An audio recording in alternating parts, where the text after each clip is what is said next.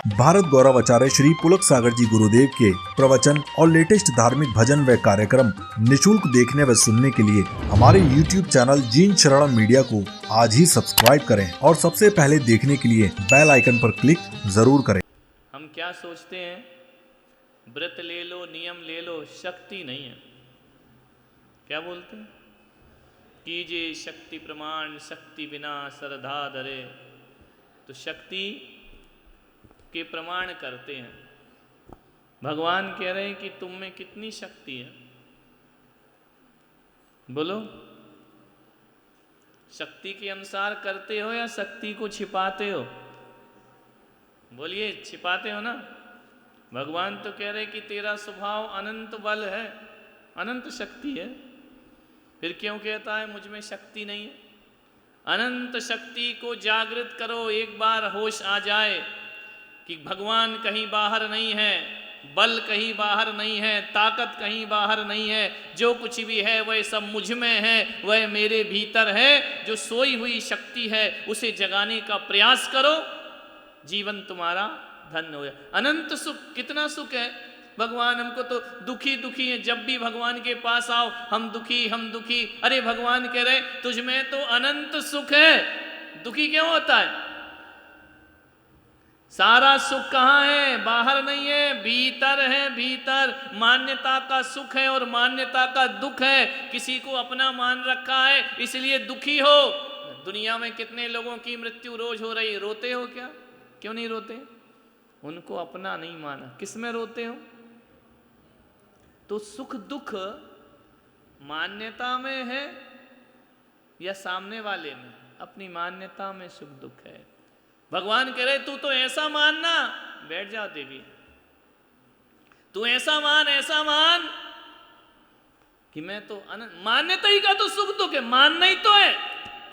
तो अपने को सुखी मानना, हर परिस्थिति में अपने को सुखी मानना, यह मनुष्यता हुआ करती है। दुख में दुखी हो गए, सुख में सुखी हो गए, एक ऐसा मानव जीवन, एक ऐसी मनुष्य की जिंदगी है? नहीं। सुख हो या दुख हो, मेरा स्वभाव क्या है? अनंत सुख मेरा स्वभाव है। ये सुख दुख तो लहरें हैं, आएंगी और चलिए, पल भर का है, क्षण भर का है। सब दिन होत ना एक समान। सब दिन एक से होते हैं क्या? नहीं। कभी सुख भी होता है, कभी दुख भी होता है, कभी अच्छा भी होता है, कभी बुरा भी होता है। उस समय क्या चिंतन करना है? उस समय ये चिंतन करना है, हे आत्म परमेष्टि, हे आत्मा के भगवान, एक बार अपने अंतस में जा, तुझ में अनंत सुख है। क्या है? एक बार अपने को पहचान लो, जान लो, सुख की प्राप्ति हो जाएगी। ऐसे भगवान ने 4 अनंत चतुष्टय के बारे में बोला है। 4 अनंत चतुष्टय के बारे में। अनंत ज्ञान है मुझ में, उसको जागृत करो। इतना ज्ञान है मुझ में कि छोटा मोटा ज्ञान तो छोड़ो, मैं केवल ज्ञान को भी जागृत कर सकता हूं। वह बाहर से नहीं आता, केवल ज्ञान भीतर से प्रकट होता है, अंतर से प्रकट होता है। अनंत दर्शन, वह भी मेरे भीतर। किताबों में ज्ञान होता है क्या? स्कूल जाते हो पढ़ने, किताबों में ज्ञान है कि तुम में ज्ञान है? किसमें है ज्ञान? बोलो। इस किताब में जो लिखा है, क्या लिखा है ये तुम जान रहे या किताब जान रही? कौन जान रहा है? तो ज्ञान किस में है? अपने में है ना। किताब में ज्ञान थोड़ी है, पुस्तकों में ज्ञान थोड़ी है, शास्त्रों में ज्ञान नहीं है। ज्ञान तो मुझ में है। किताब तो सहारा है, किताब तो एक माध्यम है। यदि किताबों में ज्ञान होता तो पेन भी लिख देता। पेन लिखता है कि तुम लिखते हो? कौन लिखता है? बोलो। हाथ लिखता है कि तुम लिखते हो? कौन है लिखने वाला? शरीर लिखता है कि मैं लिखता हूं? मैं हूं लिखने वाला। यदि मैं निकल जाऊं तो हाथ भी रहेगा, पेन भी रहेगा, एक अक्षर नहीं लिखा जाएगा। लिखने वाला कौन है? मैं हूं। जानने वाला कौन है? मैं हूं। पढ़ने वाला कौन है? मैं हूं। समझ में आ रहा? तो ये सारी चीजें तो मेरे अंदर मौजूद है, बाहर नहीं है। ना ज्ञान बाहर है, ना दर्शन बाहर है, ना सुख बाहर है, ना बल बाहर है। शक्ति भी मुझे ही अपनी जगाना पड़ेगी। रात्रि भोजन छोड़ दो। नहीं महाराज, अरे इसमें ही तुमको कष्ट आ गया।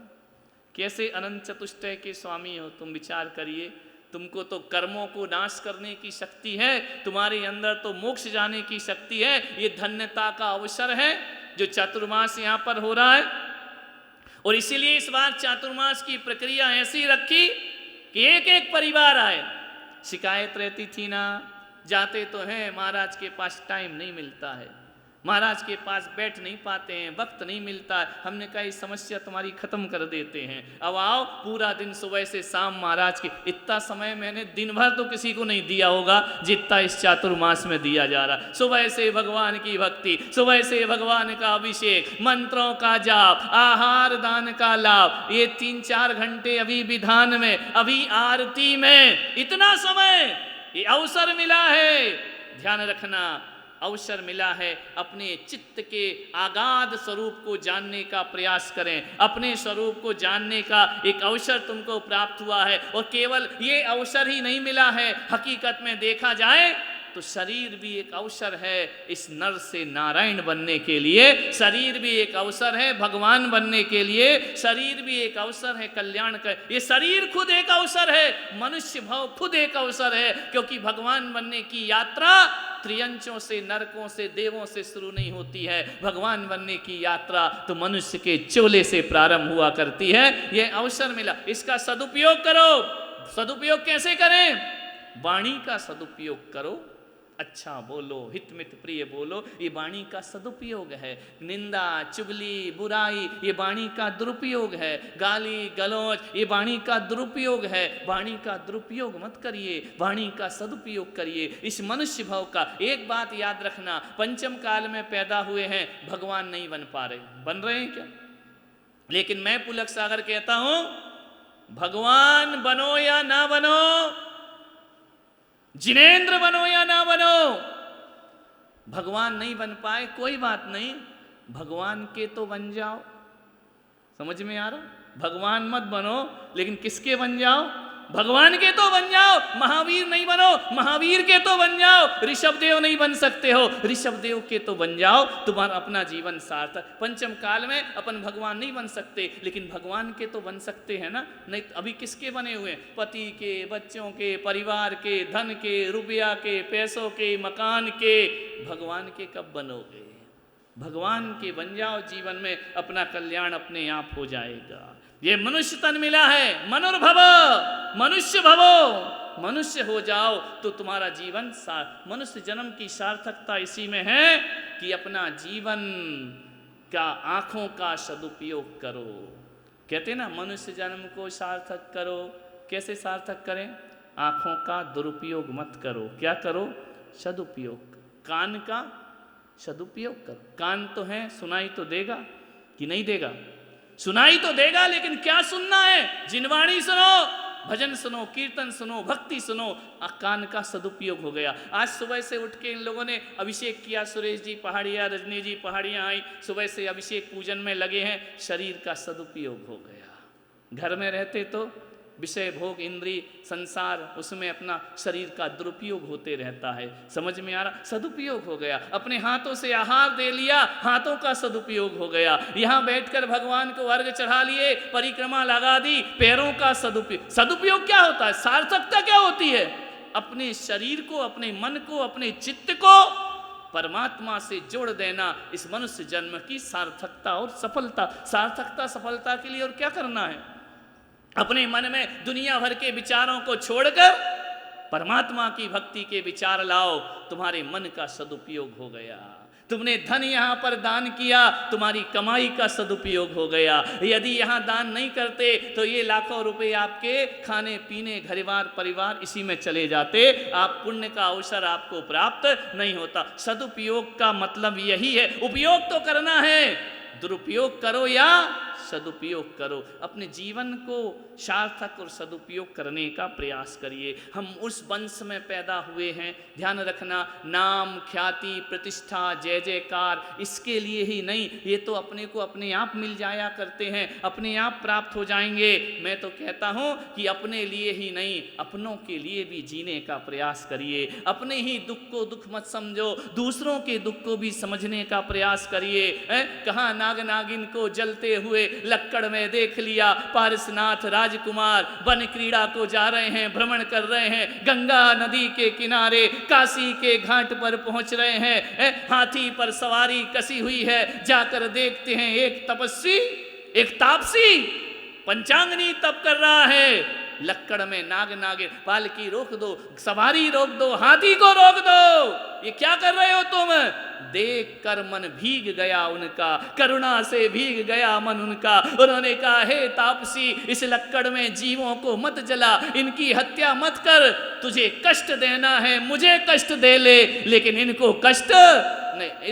इस वंश में हम पैदा हुए हैं जहां खुद को पारसनाथ ने एक नागिन को बचाने के लिए 7 भव तक कष्ट सहन किया।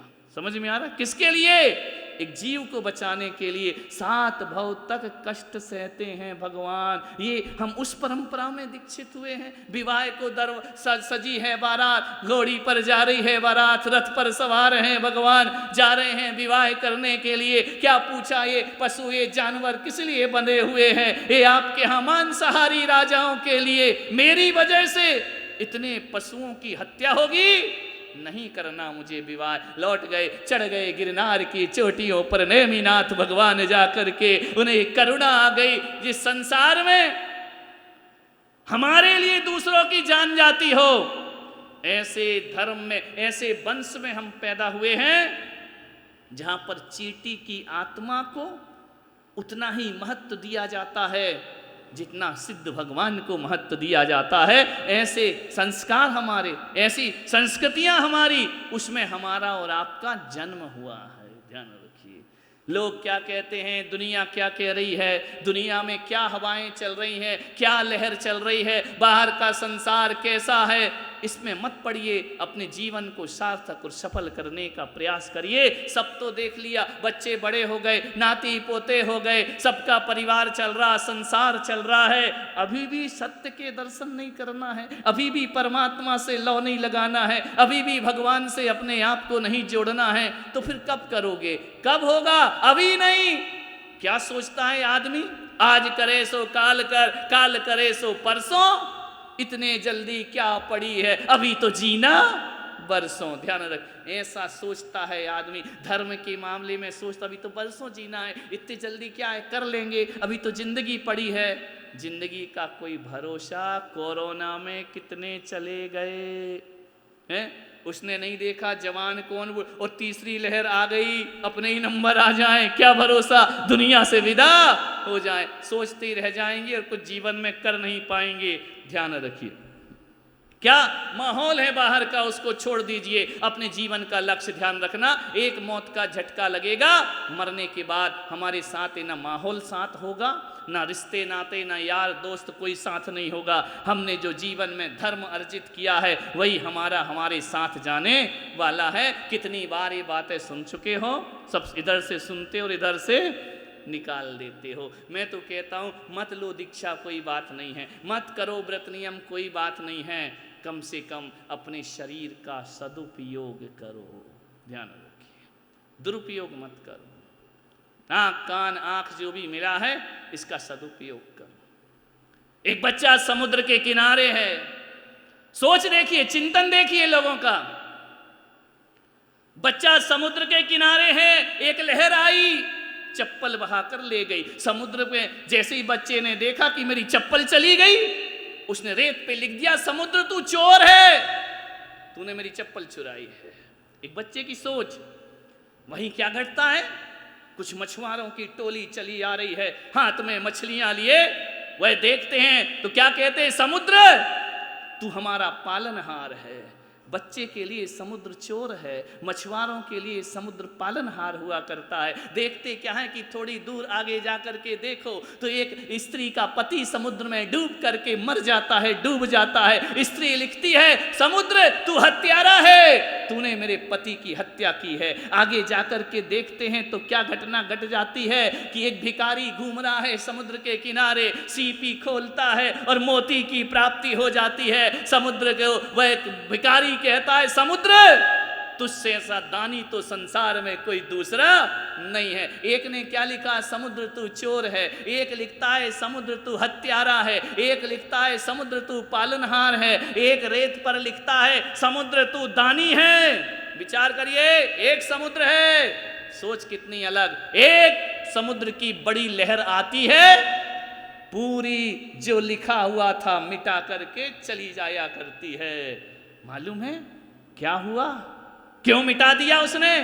समुद्र ने ना ये सुना कि तू हत्यारा है, समुद्र ने ये भी नहीं सुना कि तू पालनहार है, समुद्र ने ये भी नहीं सुना कि तू दानी है, समुद्र ने ये भी नहीं सुना कि तुझ जैसा चोर दुनिया में कोई नहीं। समुद्र ने कुछ नहीं सुना। समुद्र ने कहा मैं समुद्र हूं, अपनी मौज में रहना, अपनी मस्ती में बहना, ये मेरा काम हुआ करता है। लोग क्या कहते हैं हमें इसकी परवाह नहीं हुआ करती है। चाहे दानी मानो, चोर मानो, जैसा मानना है मानते रहो। मैं आपसे कह रहा हूं विशाल समुद्र बनना है। लोग क्या कह रहे हैं इस पछड़े में मत पड़िए, अपना रास्ता चलिए, अपने जीवन के लक्ष्य को प्राप्त करिए और जीवन की ऊंचाइयों को प्राप्त करिए। कुछ तो लोग कहेंगे लोगों का काम है समुद्र अपना क्रोध और समुद्र अपनी शांति दूसरों के निर्णय पर नहीं प्रेषित करता। वह कब क्रोध करना है इसका हिसाब भी उसका अपना होता है, और कब शांति से रहना है यह हिसाब भी समुद्र का खुद का। दूसरों के निर्णय से नहीं जीता है समुद्र। चोर कह दोगे तो समुद्र अपने आप को चोर नहीं माना करता है, दानी कह दो तो समुद्र अपने आप को दानी नहीं मानता है। हर हाल में जीना, मौज में रहना, मस्ती में जीना, ये समुद्र का काम हुआ करता है। कौन क्या कह रहे हैं उससे हमारे जीवन में कोई फर्क नहीं पड़ेगा। अपने जीवन के निर्णय लोगों से मत मांगो। समुद्र कहता है मेरे जीवन का निर्णय मैं खुद लूंगा। हमें भी अपने निर्णय खुद लेना चाहिए कि मेरा हित किसमें है और मेरा अहित किसमें है। दूसरे लोगों के हाथ में अपने जीवन का रिमोट दे दोगे ना, टीवी देखते हो ना, और एक रिमोट पकड़ा दिया जाए, दो चार लोग बैठे होंगे, एक भी चीज़ नहीं देख पाओगे। एक कहेगा न्यूज लगा दो, पट से दबा देगा, एक कहेगा सीरियल लगा दो, वो दबा देगा, एक कहेगा पिक्चर देख लो, वो दबा देगा। देखते देखते 1 घंटा बर्बाद हो गया। पूछा देखा क्या? बोले कुछ नहीं, चैनल ही बदलते रहे, देखा तो हमने कुछ नहीं, ना ये देखा ना वो देखा। दूसरों के हाथ में अपनी जिंदगी का रिमोट मत दीजिए, अपनी जिंदगी के निर्णय स्वयं लेने का प्रयास करिए, जीवन आपका सार्थक होगा। चातुर्मास का यह अवसर जीवन को सार्थक और सफल करने के लिए प्राप्त हुआ है। एक क्षण मिला है, एक दिन का चातुर्मास का सौभाग्य आपको मिला है। यहाँ से वह बटोर करके ले जाओ कि हे भगवान, जब हम आए थे आपके दर पे, हमने क्या लाए हम उसका महत्व नहीं जानते हैं, हमने क्या दिया हम उसका महत्व नहीं जानते हैं। लेकिन भगवान जब हम घर से निकल करके आए, जिम्मेदारी और दायित्व के बोझ हमारे सिर पर थे, लेकिन अब हम जो यहाँ से जाएंगे अपने हृदय में तेरी आस्था का सिंहासन लेकर के जाएंगे, तुम्हारी भक्ति के तीर्थ से ले। यही सबसे बड़ा प्रसाद है। यहाँ पर बैठकर, यहाँ से जब लौट करके जाओ किसी भी तीर्थ से, तो तीर्थ जैसी पवित्रताएं हमारे मन में होना चाहिए, तो हमारा जीवन सार्थक सफल होगा। यहाँ पर 24 हमारे प्रथम तीर्थंकर ऋषभदेव का इतना वर्णन, इतनी महिमा हम इस विधान के माध्यम से समझ रहे हैं। ये ऐसे ही प्राप्त नहीं हो गया उनको, जन्म जन्म उन्होंने ऐसा ही जीवन जिया है जैसे आप और हम जी रहे हैं। जीते जीते धीरे धीरे उन्हें शरीर का सदुपयोग करते करते परमात्म तत्व को प्राप्त कर लिया है। हम भी वैसा ही करने का प्रयास करें तो ये चातुर्मास एक बहुत बड़ा अवसर बन के हमको प्राप्त होगा। समय हो रहा है, ज़्यादा प्रवचन की ज़रूरत नहीं है, और कितने साल से सुन रहे हो, लेकिन ऐसा नहीं है कि कुछ भी परिवर्तन नहीं है। परिवर्तन तो बहुत है, वो अपने को ही अनुभव करना है, दूसरों के द्वारा नहीं कि कितने बदले या नहीं बदले। अपने अंतस्करण में, अपनी चित्त वृत्तियों में झांक करके देखो कि हमने अपने जीवन में कितना परिवर्तन पाया है। 50 साल पहले का जीवन क्या था, 20 साल पहले का जीवन क्या था, अभी का जीवन क्या है, और धर्म से जुड़ने के बाद का जीवन क्या है। खुद का आकलन खुद करने का प्रयास करें और आगे बढ़ने का प्रयास करें। इन्हीं शुभ भावनाओं के साथ जय महावीर।